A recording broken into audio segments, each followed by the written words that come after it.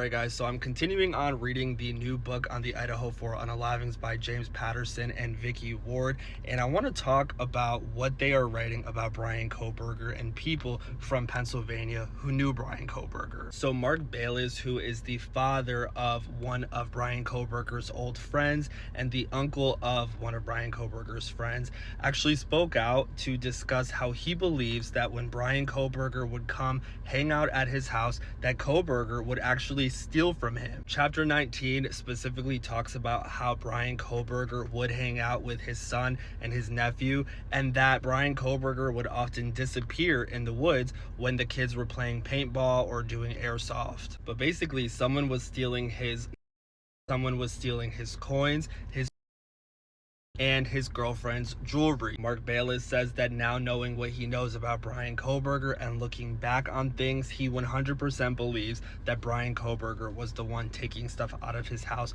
and going inside of his house when others were not aware. The next couple of chapters touch on how Bryan Kohberger was struggling with his weight as well as with DRUGSs. Chapter 23 actually explores when Bryan Kohberger finds out that one of his close friends, Jeremy, was actually taken in for and possession of DRUGSs. When Jeremy was arrested, Connie, his mother, said that she received a call from Bryan Kohberger basically asking, when are you going to go and visit Jeremy at the jail? Connie at the time was thinking, okay, maybe he's just wondering when we're going to go so he can come with us or go at a different time that we're not there. But no, it turns out that while Connie was at the jail visiting her son, her house was being broken into. Things were being stolen from her home. Bryan Kohberger was not calling out of care or concern for his friend. He was calling to ensure that the house was empty so that he could go inside because he knew the layout of the home and where valuables were in the home and steal stuff. So when this woman came home after visiting her son at the jail and realized that stuff was missing, including her iPad, she knew exactly who was in the house and who had taken stuff. Bryan Kohberger. She said that she was going to call the police, but she remembered that Bryan Kohberger's mom was like her. She worked at a local school district, and she also remembered how Bryan's mom had confided in her about Bryan Kohberger's struggles with DRUGSs as well as his diagnosis with Asperger's syndrome. So she ultimately did not call and file a police report against Bryan Kohberger, but she knew it was him at the time. Kohberger even admitted it was him and did eventually apologize. So we have a pattern here of Bryan Kohberger going into other people's homes and taking things. It almost makes me wonder if Kohberger had gone into 1122 King Road before the unalivings. We also hear again about how Bryan Kohberger took his sister Melissa's cell phone and sold it at a mall kiosk for $200. We also got this rap that Bryan Kohberger wrote for other people who are suffering from visual snow like he is.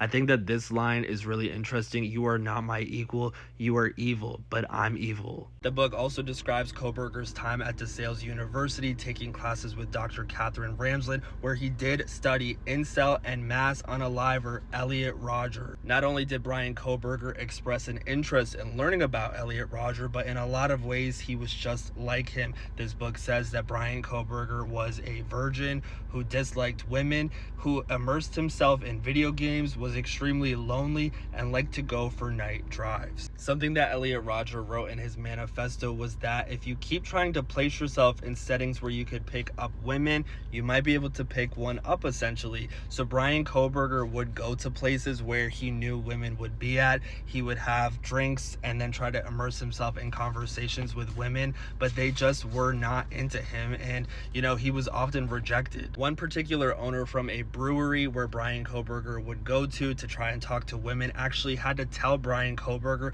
to leave the women alone because of complaints. Something else oddly similar between Kohberger and Elliot Rodger is that Elliot Rodger actually was triggered and began to plan the diabolical end that he ultimately did and acted out when his male friend passed away, his only childhood male friend at that. Now, Bryan Kohberger in 2021 also suffered the loss of his only male friend Jeremy. James Patterson, the author of this book, is basically wondering if this could have been the beginning of the end for Bryan Kohberger, that his friend's death ultimately did trigger something in him, just like Elliot, Rodger's friend's death triggered something within him. The theory among Maddie's friends is that she rejected Kohberger, so he watched, waiting. Something that I found interesting was this right here. Elliot Rodger wrote of reuniting with a childhood friend named Maddie in the months before the day of retribution. You can pause to read this part of his manifesto. And then this page right here is basically talking about how when Bryan Kohberger was a TA, some of the girls in the class felt like he was grading them more harshly than he was the guys. You can pause to read this if you'd like. This is something that we kind of already went over last year or the year before. We also get a little bit more in depth about how Bryan was called out for grading the female students unfairly. What we haven't heard is this person named Ben, who got a ride from Bryan Kohberger one day and was trying to talk about girls with him. Bryan Kohberger ends up telling Ben that he believes in traditional gender roles, the implication being that their female colleagues are wasting their time in class and have no business pursuing master's degrees. And then we get the retelling of the girl who claimed that there was someone who seemed to have been breaking into her apartment, so Bryan Kohberger offered to install home surveillance systems, and then she found out that Bryan Kohberger was basically watching her on the cameras that he installed. I'm continuing to read this book. I still have a lot left, but as I come across information that I think is worth sharing, things that we haven't necessarily heard before or as in depth, I will continue to share it with you guys. So if you don't have the book or don't want to read the entire book, you can get the information from it. So make sure to follow if you guys are interested. Let me know what you guys are thinking in the comments, and I will have another video up discussing the next couple of chapters probably tomorrow.